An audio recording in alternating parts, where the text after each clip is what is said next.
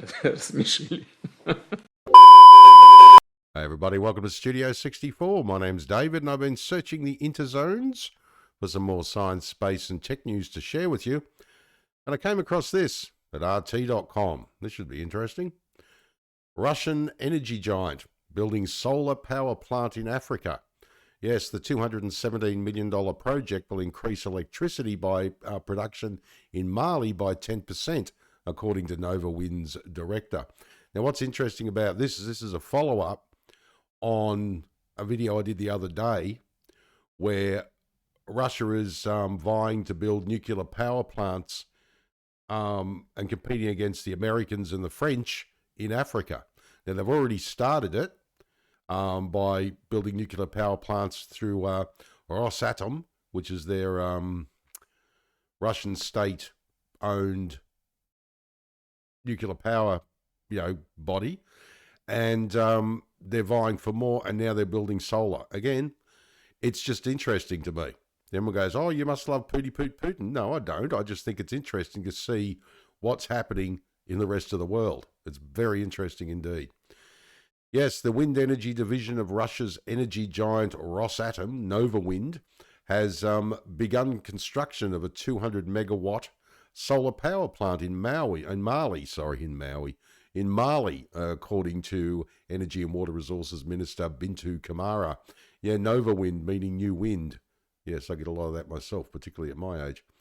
Yes, the facility, which will extend to over 314 hectares of land in Sanankoroba, near the capital of Bamako, is the largest in the West African sub-region, the minister said in an interview with the national broadcaster ORTM on Friday.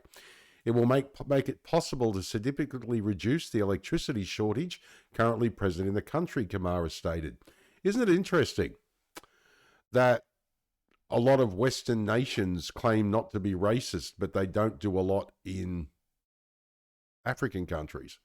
But so only some Black Lives Matter. It's interesting, isn't it? Again, not taking the Russian side, just interesting that there's not a lot of it that goes on. There is a little, but not as much as there should be, in my opinion. Presently, 70% of Mali's electricity is produced from thermal plants. Now, according to the latest World Bank data, approximately half of the country's 21.9 million people have access to electricity. The former French colonies' authorities have committed to increase access to 90% by 2036, with urban access at 100% and rural access at 55%. Yeah, speaking of former French colonies, I was interested the other day to see what's been happening in New Caledonia. The French have sent the military in there to quell all the violence. Now, apparently the reason why that's happening, just as a side note, is that the government of New Caledonia has decided to allow people who have been living in the country 10 years, I believe, are allowed to vote, even though they may not be citizens. And the local Kanak population, that's the indigenous people, are now complaining about that because they said, "Oi, what about us? They're literally taking away from the Kanak population." And I think it was actually quite interesting. And I want to know why people who are banging on about Palestine have no interest there, or in New Caledonia about colonisation and colonisers, stamping their authority on the place. Or what about Haiti? No comments about Haiti. What about, what was the other one that I saw there? Oh, yeah. Nobody complains about the constant violence that goes on between India and Pakistan on their border. People who don't know about Pakistan breaking away from India just after the Second World War, ironically about the same time Israel was formed, a year or so before, around that time.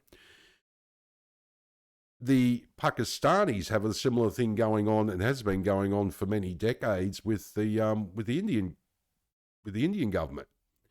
Yet no one's talking about Pakistan and India. Interesting. I wonder why. Fascinating, isn't it? Anyway, just a side note, little me rambling then in my old age and thinking too much. During the signing of the agreement with Nova Wind for the photovoltaic solar power plant in March, Malian Minister of Economy Alusini Sano reportedly said that relying on thermal power was costly, and weighed heavily on the country's finances. Now, according to Nova Wind's director, Grigory Nazarov, the solar plant, which will cost 200 million euro, or 217 million US dollars, but they wish it was worth 217 $217 about all Americans can afford at the moment. Yeah, fascinating. Yes, good old Bidenomics. Will increase the Sahel nation's electricity production by 10%, TASS reported. Now, construction work will take a year.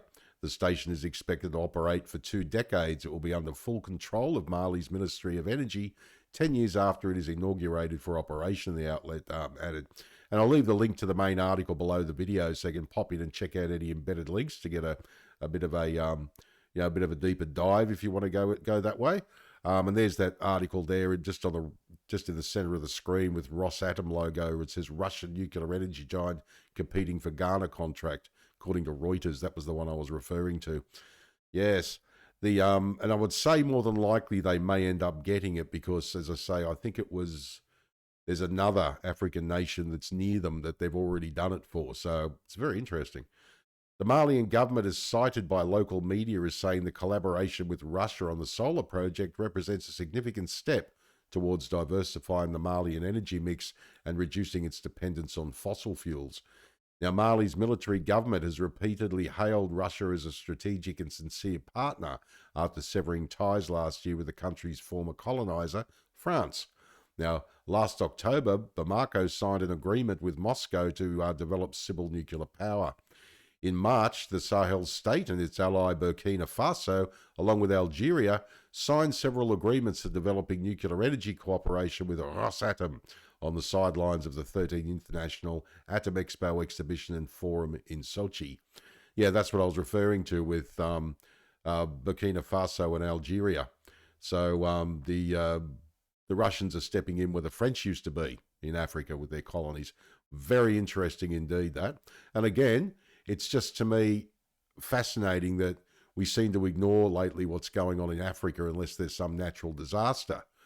But the politics over there is actually becoming quite interesting, that we're moving into separate blocks. Like Africa is now tying itself in with the Russians and the Chinese, particularly in Democratic Republic of Congo, where the Chinese are mining rare earth metals to make the electric vehicles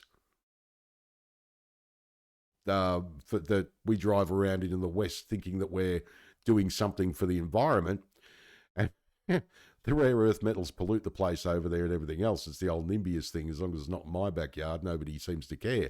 And you've got lots of, poor safety and poor everything else. So a lot of, native Africans are dying. The black people are dying, but only some Black Lives Matter, usual story. And then the Chinese take 80% because they have 80% of the mining over there, working with the warlords over there who control the mines. And of course, they use rape as a weapon of war to keep the villagers in line, to keep the women working in the mines, etc., etc. And then the Chinese take the rare earth minerals over to China, where they make the electric cars using big, dirty, great coal-fired power plants, 300 million more tons of the stuff in 2022 alone. So people in the West can, be morally superior driving a Chinese-made electric vehicle to prove they're not racist because it was made in China.